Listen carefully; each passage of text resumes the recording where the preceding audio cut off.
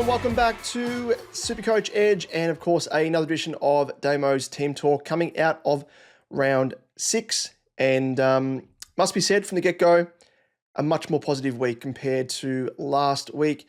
And it was almost a mirror, like an opposite of last week, because I had some issues with captaincy. Had it on Sarong last round and he fell in a heap. And I was very unlucky with Rookie Roulette. And whilst it wasn't really far and away a massive improvement this round, I dodged what ended up being a very, very low, rookie score. And you know who I'm referring to there in terms of Luke Traynor, unfortunately, who was the starting sub. But let's get into it. Let's see how I performed across the round. And ended up scoring a well above par 2,225, which I'm very, very happy with. The top 10,391st score overall. And in terms of rank, well, I ended up losing around about 5K. It was about 5.5K spots to push out towards the 15,000 rank. But now I've actually made up that ground that I lost and then some. So I've gone up 6,612 spots to now sit ranked inside the top 10K for the first time in 2025. So very, very happy with that. So it's virtually one step back, 2 steps forward in this case. So now I am ranked 9,331st overall, and I am a very, very happy chappy. Let's have a look at our team and go through things line by line. We might try and keep things a little bit quicker this time around. Let me just zoom out so you can see it for those of you tuning in to YouTube. So as you can see here, just VC and C. So the one thing that helped me, obviously, this week was putting the VC and nailing that captaincy score on Nicky Dacos, my on debut in my team. He was my big trade-in. Spoke about it last week and locked it in promptly. So it's always a massive relief having a very nice VC score first up, let alone having what ended up being the biggest score of the round. And you can just kick up your feet knowing that you're virtually ahead of the pack of those people that first and foremost don't have Dacos, but then also didn't put the VC on him. So very fortunate there, and just goes to show, especially in the early part of the season, when a lot of teams are very similar, and it does differentiate across the season once people start making trades and different trades and whatnot. But with teams at this stage still being a little bit similar, to differentiate between things is through the VC and the C avenue. So ended up promptly putting the captaincy, first time, of course, on Campo as my non-playing player and locked in Dakes' 172. In terms of line by line, well, Sheasel scored an 86, below par for him in terms of his score. I think he ended up still having around about 30-odd touches. Wasn't a very impactful game for him. I was expecting much better against my mob because I think he has scored well against us, relatively well in the past. Dane Zorko scored a 70. Now, he has fallen in a heap, and it just, I guess, is a reminder to those of us out there, in terms of trading in, high-priced primos, that it can really turn. And I targeted him early on as a correction. After round 1, I think it was, he did return some nice scores then, 136, 135, but promptly after that, 94, 82, and 70. So he's been going down incrementally week on week, but will bounce back, you'd expect, against the Saints this coming round, where they do give up quite a few points to opposition defenders. Bailey Dale, 93. Now, a lot of people were questioning this score because he ended up having a bulk of the pill, but majority of that came late in the game when the result was beyond doubt, and his, I guess, impact on the game was quite limited in terms of, contributing to the win. Just padding stats. I'm just lucky and happy that he ended up getting to 93 because he was quite low at halftime. So to turn that around, I am quite content with. Matt Roberts, 119, and I think he was kind of the deciding factor when it came to trade outs on the weekend. There were those people in the camp of holding Matt Roberts, which I was definitely one of those, and those who kind of wanted to use him as a stepping stone to a primo, which I think was kind of warranted. If you ended up using Matty Roberts to step as a stepping stone to Nicky Dacos, well, that's a win in itself, and longer term, I think, as well, not just on the weekend in terms of Dacos' big score. But I think Matt Roberts, he's shown now that he does have the ability to still score well alongside Riley Bice, and perhaps, what was being suggested in terms of Bice having a negative impact on Roberts' game was maybe premature. I was enlightening a fellow tweeter with regards to Roberts, because he was quite chuffed in trading him out. And then with Roberts scoring the 119, he kind of was backpedaling and trying to justify the trade out in terms of his stats and saying, he doesn't score well unless he gets a bulk of the pill, which is just totally incorrect. He's been able to score 115 with 25 disposals, 124 with 26. He even scored a 95 with only 19 disposals. And, obviously the 119 with 30 disposals, you would think, based upon the trend there, that he should have been well far and above the 124, previous high that he had in round 0. So for those of you that kept hold of Roberts, you'd be a happy chappy as well. Again, if you traded him out to someone like a Dacos, it's by the by. I think it'll work out longer term. And, I think Roberts will probably still be a trade out at some point in the season. As to when, I don't know. But the fact he's averaging 101.5, I'm very, very happy to hold on to him for the time being, especially with the fact that those on-field rookies, as we've seen, and I'll get into in a moment, are scoring quite poorly now. So let's move on to Riley Bice. Just spoke of him. Scored a 79. Good enough, and, we'll take that. He's still making cash. Went up 54.3K in the weekend to now have profited 226.9K. So tip of the cap to you, Riley Bice. Now, Zach Reed, this is the, again, rookie roulette area of the ground for me. It hurt me last week when I had Connor O'Sullivan on field, scored, virtually similar to what Reed did this round. And I had Trainer and Reed on the bench scoring 80 and 100 and whatever it was.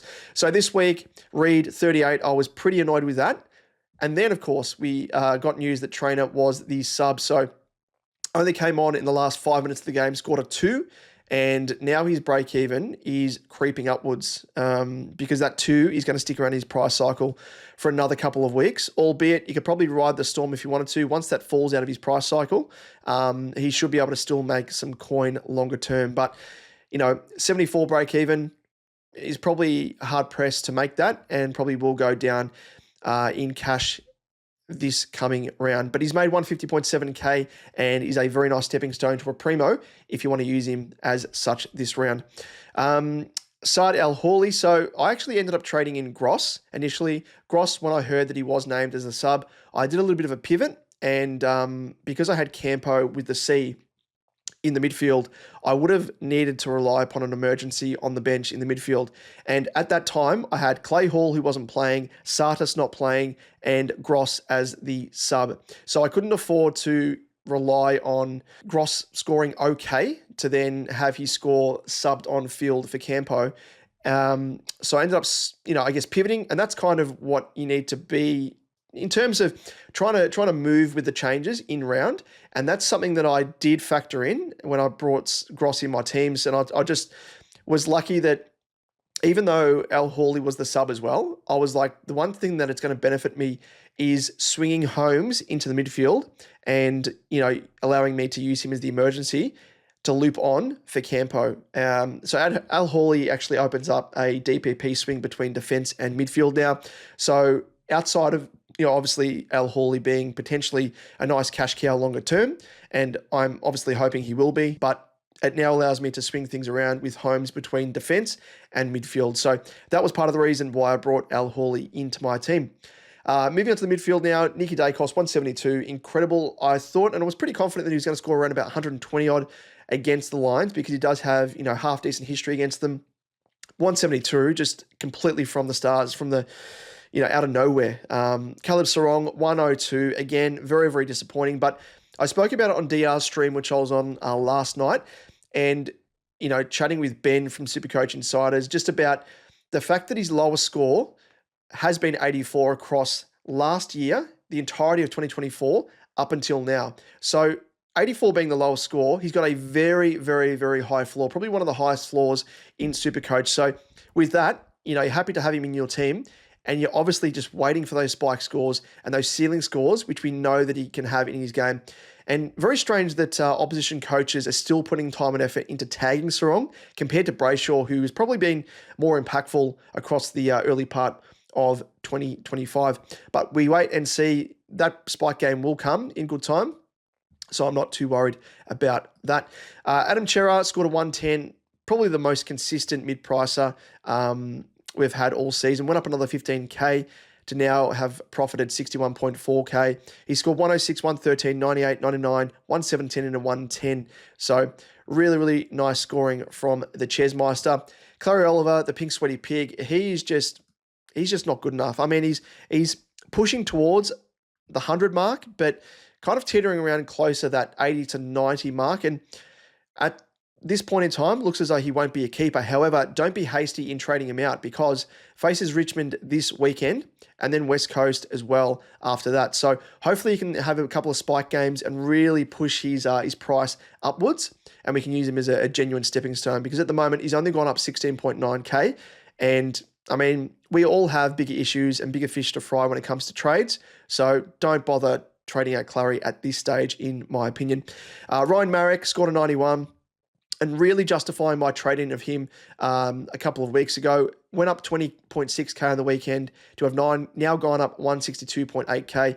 Over the past couple of weeks, he's only gone up 66.3k, but he's been able to score 84.91 over those 2 weeks, and really justified the trade in, which first and foremost was to have someone on field with a very nice role who is going to score well enough on field. And kind of the other half of him is being a cash cow, but he's not the main. That's not the main reason why I brought him into my team. It was to really shore up my midfield, and as well, given the fact that he's a mid forward, allows that flexibility in switching between both lines. So super happy with Marriage, and the fact that he is still scoring well with Gov in the team as well is even better. Moving on to Levi Ashcroft, 89. He went up another 45.1k and has now increased 137k overall. Really, really consistent. Apart from that down game against the Cats in round 3 with a score of 36, he scored 84, 72, 87, 90, and 89. So he's going to be probably one of the last rookies that I upgrade, given that he is so consistent with his scoring. Xavier Lindsay, who I held on to when he was out injured, hasn't had the best return, must be said. Scored us 55 and only got up to 40.2k. We'll hold him, and he will, of course, have another spike game. He's got that in his arsenal because he scored an 86 and a 78 in his first 2 games. And a reminder as well, that 9 that he scored when he got injured in round 3 against the Suns, that falls out of his price cycle heading into next round. So it means that his break-even will be very, very short. In fact, it's now only 14. So despite the fact he had a high break-even on the weekend, went down 3.3k, his break-even now drops all the way down because of that low score cycling out of his system. And of course, much like Clary, faces Richmond, faces West Coast, back-to-back games. Now is the time to hopefully make some coin with Xavier. Lucas Camporelli, I mean, at this stage, he probably will come back to the team, maybe, but he's just a loophole at this stage. Trouble is that he's kind of playing a lot of early rounds, which is annoying, but there's no real use. I think trading him sideways to another player, maybe you could trade him to maybe a Matt Carroll, if you have DPP swings, and make a little bit of coin, albeit it'll only be around about, 15k or something, but at least it's something. I'm not a massive fan of trading him and having to put money on his head to then bring in another rookie. But it may come to that stage because the rookies on the bench, as you can see here, Sartis and Hall not playing. Hopefully Sartis can make his way back into the team, because the main reason I held him was because he's got a very, very low break-even, negative 15 in fact. So very frustrating, but he'll make his way into the team at some stage, surely, hopefully. Clay Hall, likewise as well. Very, very strange that he was given the chop, because he has been in some really good form. So I don't know what Minnie McQualter is doing. West Coast aren't winning, albeit they came close against the Dons, to their credit. Has a negative 9 break even. Will come back into the team at some stage. We'll wait and see if it is this coming round 7. As I said, Max Holmes on the bench in the midfield, just able to loop his score on via Campo with the captaincy. In the rucks, DeConning scored 100 and Cherry 144. Really nice to see Cherry have a really big bounce back game. Only lost the 5k on the weekend. Has now presumably bottomed out for those non-owners looking to snap him up. He's decreased 88.6k in total. So if you are looking for an R2 or even maybe an R1 down the track, we don't know, now's the time to jump on Cherry. But it just goes to show, hold the faith. His ownership actually dropped nearly 2%, which is surprising. And I always say it week after week, back in your primos, don't get rid of them. We've seen what's happened with Horn Francis, what's happened with Maxi Gorn and the like. Do not trade out your primos. Now's the time not to do it. the time now is to get those rookies off field because those primos will always have a bounce back. You can write that down and you can write it to the bank. Really, take it to the bank, whatever the phrase is. Harry Boyne didn't play, but Marshall isn't in very good form, must be said. So I wonder if maybe with the Saints also in some, bit of a rough patch, that maybe Ross the Boss brings in Boyd. We'll have to wait and see.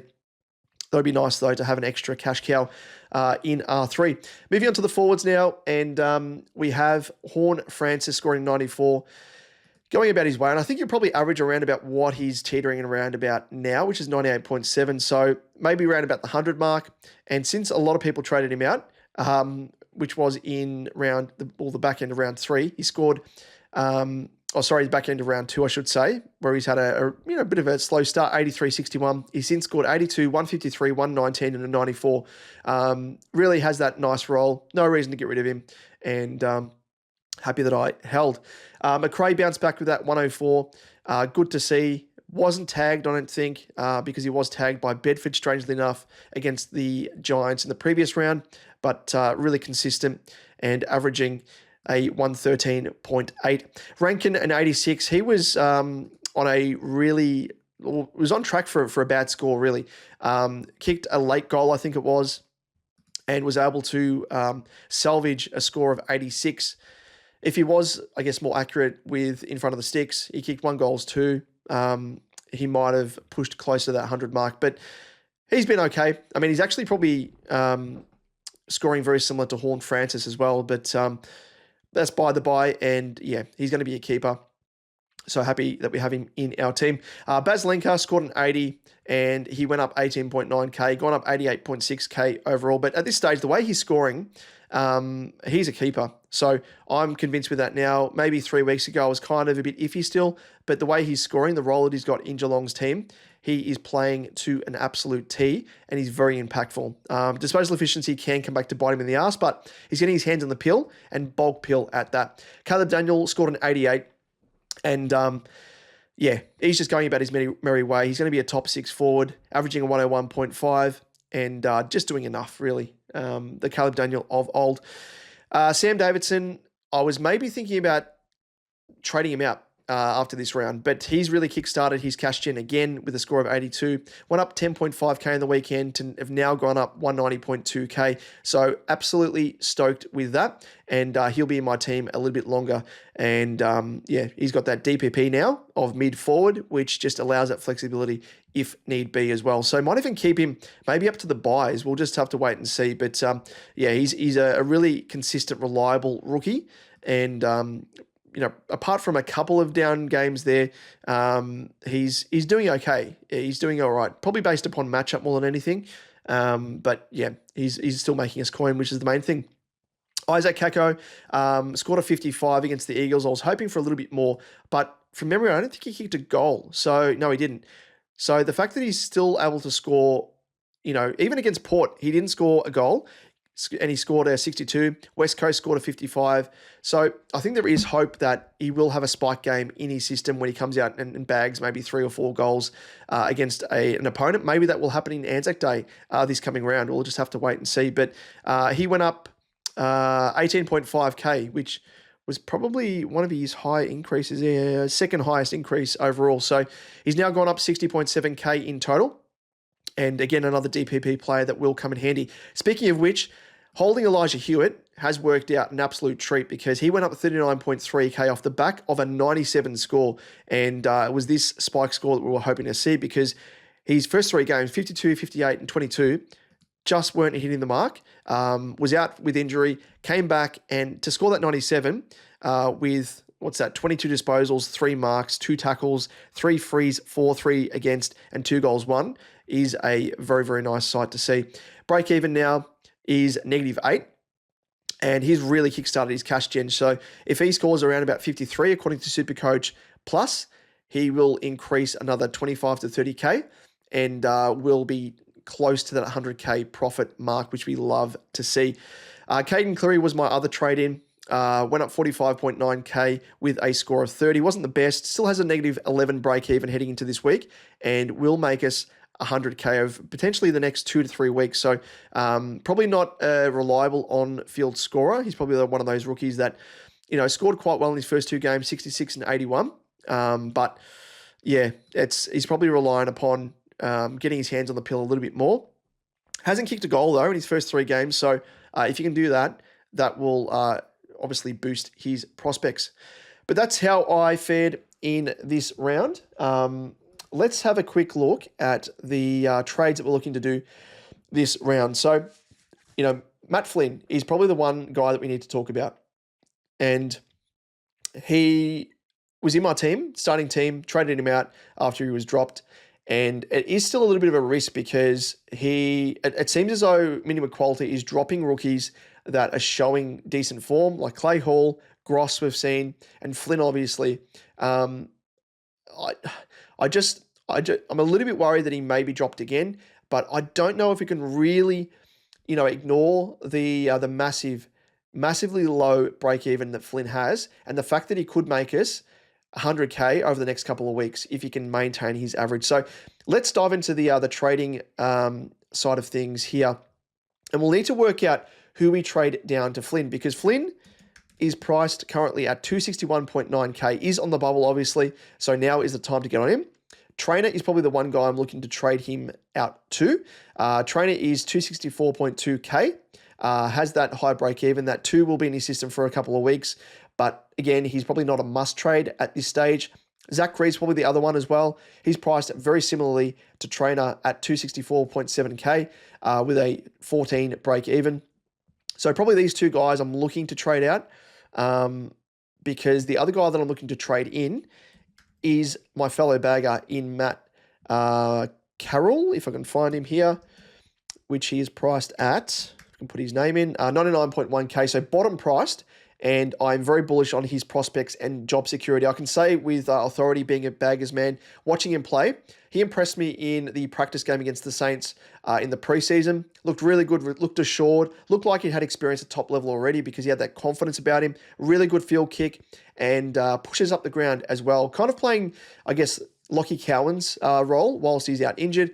That's the only worry is when Cowan is back to full fitness, that maybe Carroll makes way. But the way that Carroll is playing at the moment, he will stick around in the side long term, in my opinion. So I'm happy enough to take the punt on Carroll. And let's go ahead and execute these trades. So we will do Trainer for the time being. This may change, but I think of all the other rookies that I've got, we could maybe use it with Sartis, but I'd have to put money on the head of Sartis in order to bring Flynn into my team. We don't want to trade out Lindsay as yet. He has a low break even now and faces a very nice run of form over the next couple of weeks, West Coast being one of those. And outside of that, Davidson still has money to make. Kako has money to make. Hewitt, obviously, money to make, and likewise Cleary as well. And I don't really want to be trading out Hall because I think he still will come back into the team for West Coast. Sartis, you could probably make a case for. So it's between Trainer and Zach Reed. So let's trade out Trainer to our boy. And if we just have a look in terms of break even, and we'll check out those that have very low break evens that are on the bubble. Matt Carroll has the best of the lot. So he is negative 65 break even. So Matt Flynn, negative 73 break even. Corey Durden's the other one that I'm looking at very, very closely, 208.9K with big back-to-back scores. I'm not confident that he can sustain this scoring, but I am confident that he will keep his spot in the team as well. He will potentially go up around about 60, 70K over the next couple of weeks with a score around about 50 odd across the next 2 weeks. Outside of that, there's Will White, who's already gone up in price, 45.3K. So at an increased price point of 144.4K. James Tunstall has only played the 1 game, so ignore him. Ned Long, I think the ship sailed there. And that is pretty much it in terms of sort of must-have players for when we're talking about cash cows. So I think for me, I will go for the bottom-priced Matt Carroll here. Out goes Trainer. And I will be getting into my team Flynn. So I need to work out who goes out for Flynn.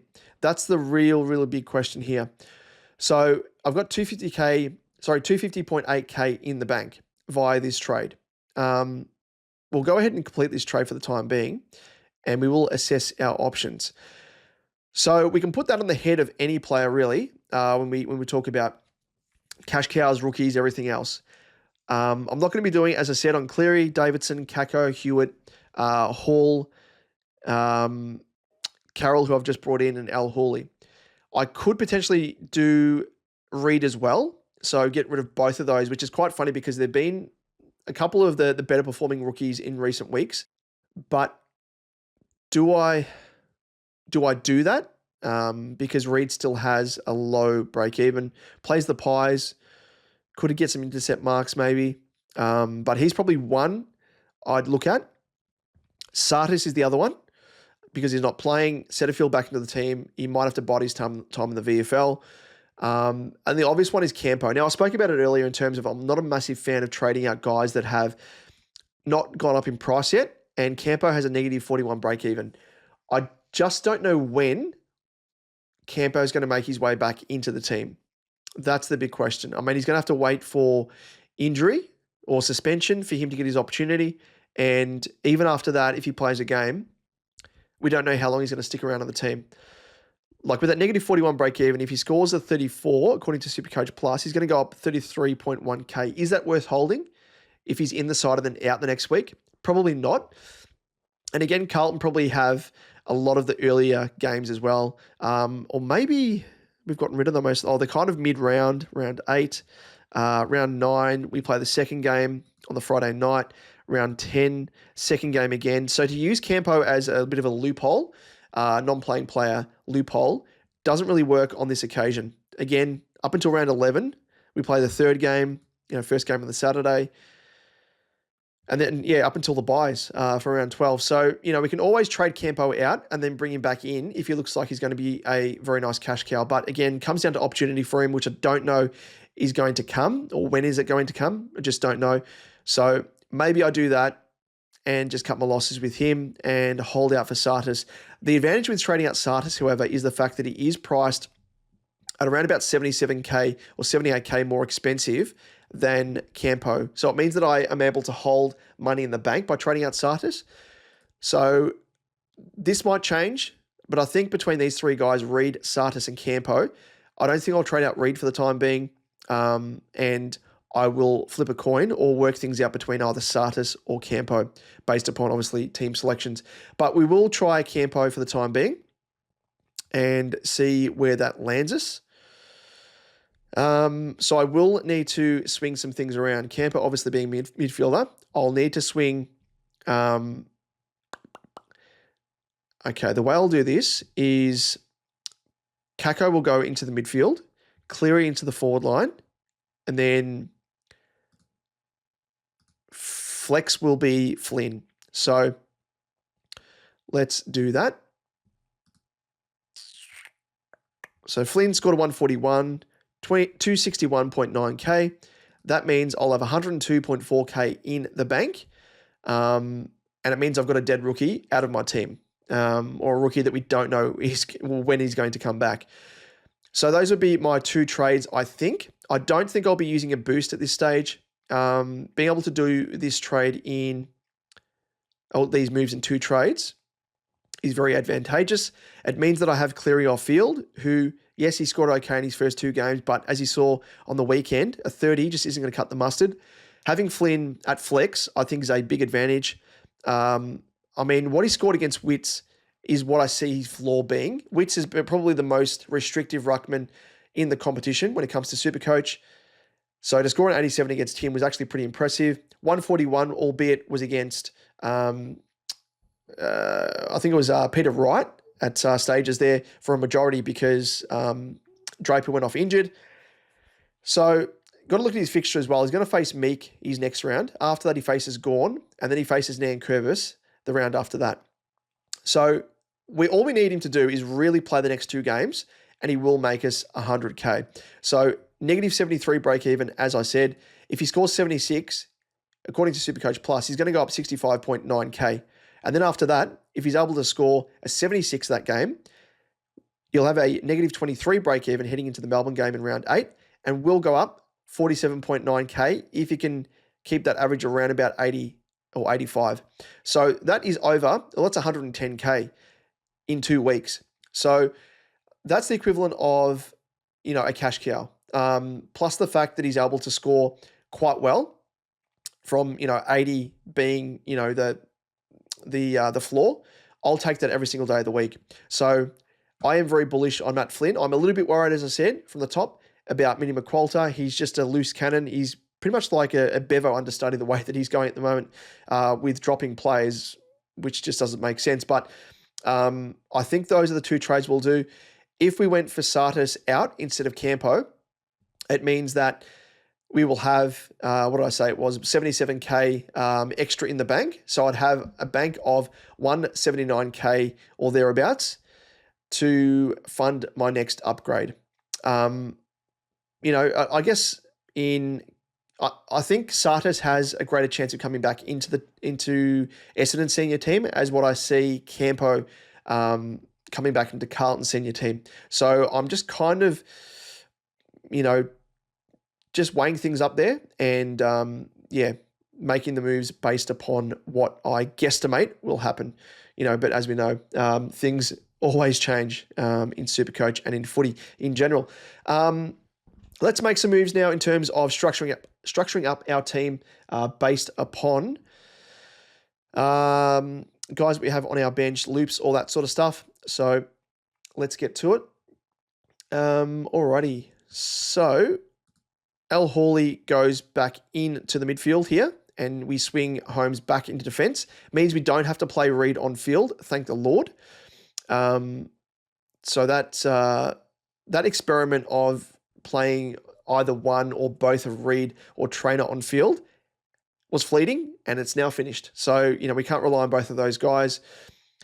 And happy enough as well that I've got Sheasel, Zorko, Holmes, Dale, and Roberts, and then of course Riley Bice as my D6. So that fills me with confidence that it's a relatively solid and semi-consistent defense. All we need is Whitfield and Sinclair into that team, and maybe one other, because I'm not convinced Dale's going to be a keeper, but I am convinced Sheasel, Zorko, and Holmes all will be top 6 defenders and keepers at that. In terms of emergencies on the bench for defense, doesn't really matter who plays first. It would be Zach Reed. So we will put the emergency on him. In the midfield, so because we've got Kako in the midfield now, the only annoying thing is we'll have to play either one of a Hewitt or a Kako on field by the looks of it. Or if we swing a Davidson into the midfield, we can also play Cleary on field as well. Cleary, he plays Gold Coast. Hewitt from West Coast plays Hawthorn. And Kako plays Collingwood in the Anzac Day game. This might be the game, as I said, where Kako can break out. But small forwards, I'm not a massive fan of. So we might go with Elijah Hewitt, even though Hewitt was kind of pushing forward and playing a bit more of a, forward role. So we might go with that. And we will, hopefully Al Hawley does play a full game and is not the sub again. We'll put the emergency on him. In the rucks, DeConning, Cherry, that's fine. In the forward line, I think we'll probably stick with Davidson as an on-field scorer for us in F6. So things looking pretty good there. We might put the emergency, as I said, on Kako. And Matt Flynn rounds things out as my flex. The only other move that I might make is maybe bring in Corey Durden. But I don't know, I'd need to trade out Sartis if I'm going to do that. And it would mean, obviously, using one of my last 2 boosts, which I'm not a massive fan of. So, yeah. Durden, let's just have a quick look at that again. The thing is as well, I'd need to put money on the head of Sartis to bring Corey Durden which I'm not a fan of. If Durden scores a 54, which is probably more on par with him from week to week, he'll go up 52.9K, got a negative 66 break even. And then, if he scores 45 to 50 odd, he'll probably go up around about 20K the week after. So might not be, a must-have cash cow, I don't think, at this stage. And we've probably already got Caden Cleary in that role. Isaac Kako as well as that slow burn. So we probably don't need another slow burn in Corey Durden. If Corey Durden comes out and smashes on the 90, it'll look like a fail, and I should have gone for him if I don't go down this route. But, that's kind of the risk that you take. In terms of captaincy and vice-captain, I haven't looked at this at all, but I think Nicky Dacos, Anzac Day game, he's won an Anzac Day medal. Durham will probably do a run with roll on him, but he's a gun, as we know. So he'll probably be my VC first up. Outside of that, as captain, straight up, De Conning plays Geelong. I don't think he's going to be playing his brother on the ruck this time around, unfortunately, because he does concede quite a few points, as we know.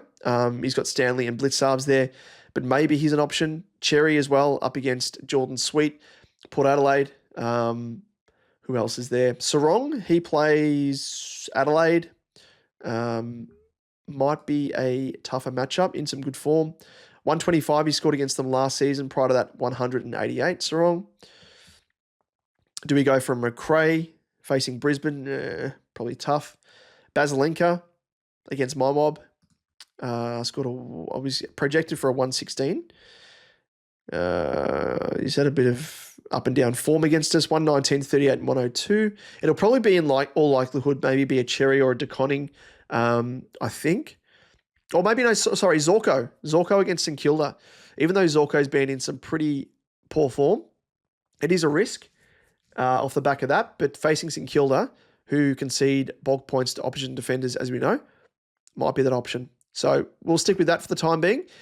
And that is how things look. Happy enough in terms of the way that my team is structured. You've just got to back yourself in. You'll notice last week I had a down week, which was uncharacteristic. It's my only down week that I've had out of the 6 rounds that I've played thus far. So again, if you're in a similar boat where you've been really, really good up until maybe this round, where, again, for context, a lot of people had poor rounds. I'm probably in the minority here. Just back yourself in. Back in the structure. I say it every single week, and I say it for a reason. It's because your structure is very, very important. It's the most important thing to building a successful team over the course of the season. And a lot of that is patience, backing in primos, and jumping on the right cash cows at the right time. And if it means using a boost, do it. So don't hold back on that.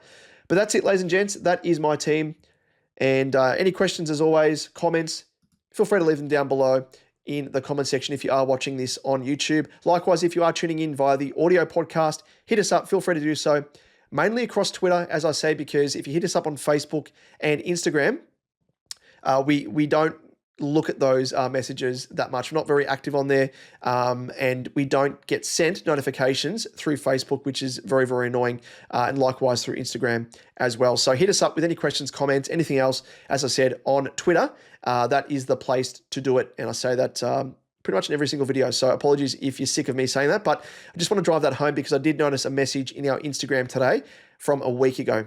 So apologies to that person, but we're not active on those channels and we don't get notifications to tell us to check out our messages. So feel free to hit us up on Twitter, as I said. Outside of that, another announcement is in the, let me just get it up in the back end here because I will show you. And it is to do with our YouTube channel. Now, what I am bringing your attention to is we are and have activated memberships on our channel. So if you are keen to become a member on our channel, let me see if I can bring it up in the back end for those people tuning into YouTube, and you can see what I'm talking about here. It is in the form of memberships. So you can become a member now if you are keen to do so.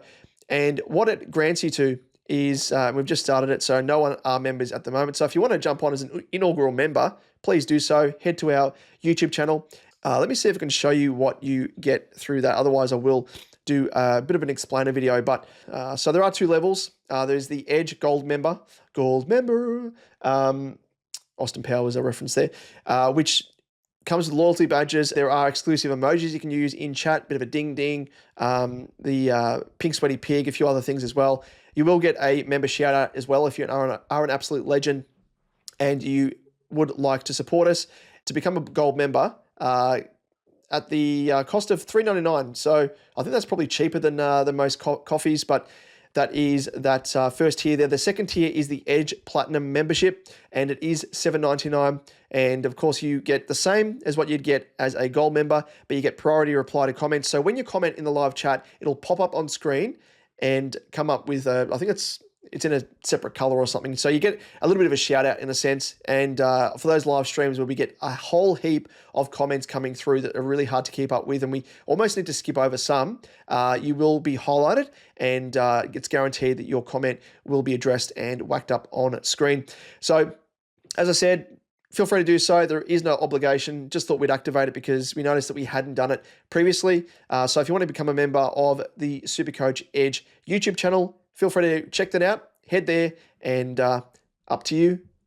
And we do, as we always say, appreciate your support. So that's it, ladies and gents. Thanks as always for tuning in. Hopefully you had a very, very good round and we managed to, I guess, dodge all the carnage.